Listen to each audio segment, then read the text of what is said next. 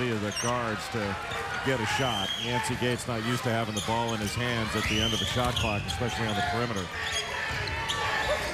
Grant Gibbs, redshirt freshman out of Marion, Iowa, now Gray. And again, they double him as well. Oh, what a great job. Look how far they're starting the offense. I get away from ball screen and just go 5-out motion. Yeah. And they run kind of a flex motion. And great defense by UC, and Sacre had to make a tough shot from the elbow with the shot clock running out. 4 points for the sophomore from North Vancouver, British Columbia, one of 4 Canadians on the Gonzaga team. Sometimes you play great defense and a guy hits a really tough shot. That's exactly what happened to Cincinnati there. Dixon. Oh boy, goodness. It got saved, but it got saved too. Larry Davis, and the Bearcats reset with a nearly full shot clock. Nice to see Gates touch it inside. I was just thinking the same thing. You got Gates in there. What are you taking long jumpers for? Give the kid a chance. And Bishop moved inside. There's Gates. The only way he got it, though. Myself go up and get the rebound and put it back in. 5 for Yancey. He's just a sophomore. Sacre double teamed. Vaughn trying to rip it away, and they give him the held ball call, and it'll go back over to UC. Well, usually when Robert Sacre makes that move, he's going to knock back his defender. Not with Yancey Gates. I mean, how about that? It's like running into a brick wall. And nice help from the top by Vaughn. Good teamwork. Sacre, 247 pounds. That's a heavyweight battle with Yancey Gates, who's 6'9", 260. Gates faces up and shot it over the corner of the backboard. I'm not real happy with that. I'm not so sure if he's mad at Yancey or some of the guy Dixon on that, excuse me, Vaughn. Coming up on Thanksgiving Day, quarterfinal action from the 76 Classic. West Virginia, Long Beach State on ESPNU. Texas A&M and Clemson on ESPN2. Minnesota against 10th-ranked Butler. That's 8:30 on ESPN2, and Portland and UCLA to cap it off. The championship game of that event Sunday at 10 Eastern Time. It's Long Beach State, coached by Dan Munson, the former coach at Gonzaga, who played a role in helping to get this program up and running and becoming the powerhouse now that has become in college basketball. Well, Dan claims he's the architect of what's transpired. And he does have some credibility. A ton of it. Gotta give it to him. Toilo's open.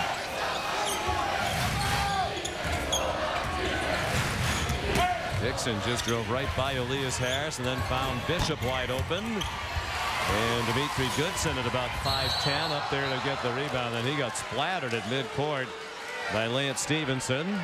Might have been nice if Stevenson extended a hand to help him out, but he just glared down them and kept walking.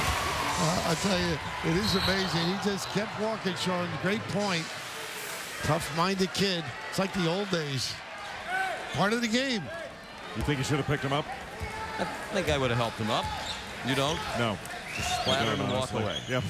Well, maybe they got the foul call. What more do you want? You got teammates. They'll pick you up. Maybe in some of your tough tennis matches that happens.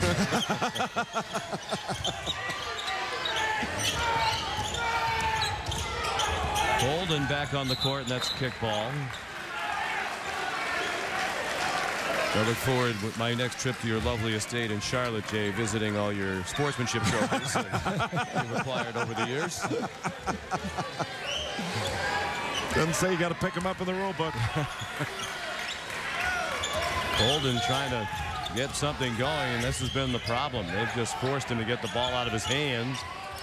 Goodson with the shot clock running out. They're looking for him to be more of a scorer this year. Stepping in as a starter as a sophomore, taking over for the third-year starter, 3-year starter Pargo. And Goodson again got knocked down, that time on a screen out at center court by Darnell Wilkes. He had been struggling 0 for 4 from 3. Boy, that really helps his team.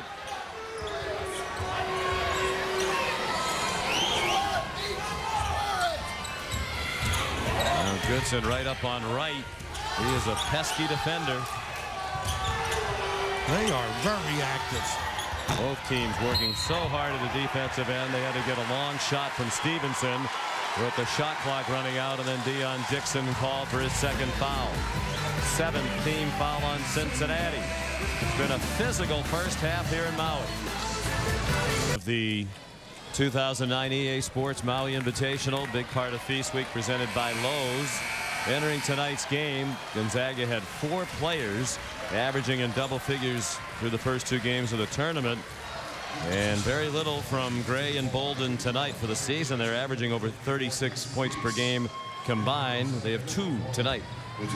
Interesting to see what happens at halftime for the Zags, though, Sean, because this blitz is more aggressive than they've even seen all year, I would imagine.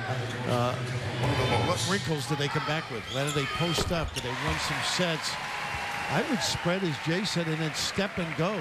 Take away that aggressive extended denial. But if they're going to continue to screen on the ball with Gray and Bolden, they have to pass out of that double team and then make that second pass. That's where the shot's going to come from, is the second pass, not the first pass out of the double.